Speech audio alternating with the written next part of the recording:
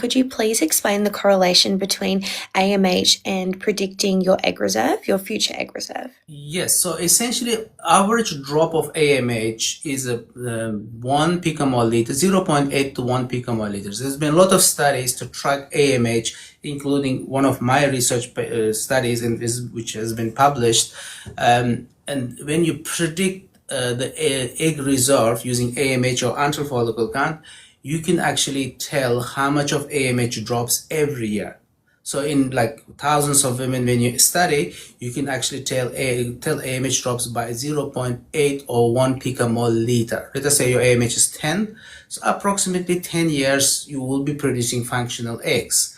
So then your AMH drops less than 0.6, which becomes undetectable, but you're still producing eggs. You're still producing AMH, but it's not coming to your bloodstream and it's not detectable. You're still very likely you still can conceive naturally or with IVF. So, but this period is a bit hidden. We cannot predict how long it lasts. In some women it can last longer than other. So this way we cannot tell exact year of menopause, but we can tell approximate year of functional egg reserve. So let us say if your AMH is 5, probably next 5 years, around 5-6 years, you will be producing functional eggs. Then your AMH will hit 0. That's very predictable, and you can just have a long-term prediction.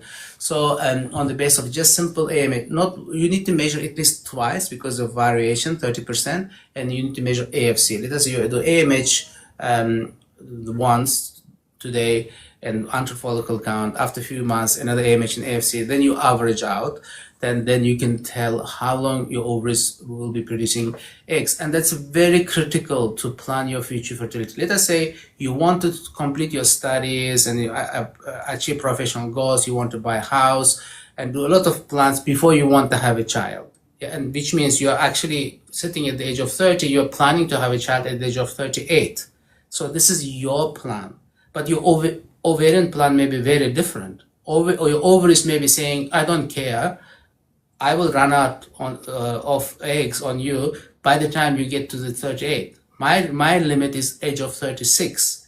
So then your plan is not matching with your ovarian plan. They need to negotiate with your egg reserve, saying, look, okay, I will not compromise on my plan, but I will freeze my eggs or embryos using my partner's sperm or donor sperm.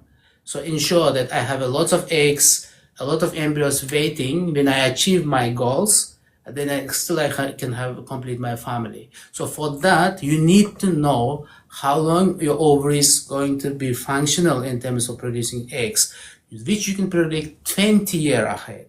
At the age of 20, 25, you do AMH, and you can tell that maybe at the age of 38, you have very good egg reserve. Or you may run out of egg reserve. So depending on that, then you can make a life plans for your education, professional goals, finances, relationship, all these things. You can plan on the basis of that. Without AMH test, without AFC test, you cannot. Why? Because 5% of women have a premature ovarian insufficiency or early menopause. So a lot of women have a diminished egg reserve by the age of maybe 35, 36. So, and for those women, it's important to know 10 years ahead or 15 years ahead so that they can plan. And there's solutions for that, which is either you just start family early or prioritize your plans. You say, okay, professional goals can wait. I will complete my family. I want to have 2 kids. I want to have kids by the age of 32 before my egg reserve is run out. Or you say, okay, I will freeze my eggs in sufficient quantities with a very reliable clinic with expertise in egg freezing and freeze my embryos. I know it's not 100% guarantee, but I give myself 95% chance of having a child and just and then complete my professional goals and then use my frozen eggs or embryos. For that, AMH is very critical.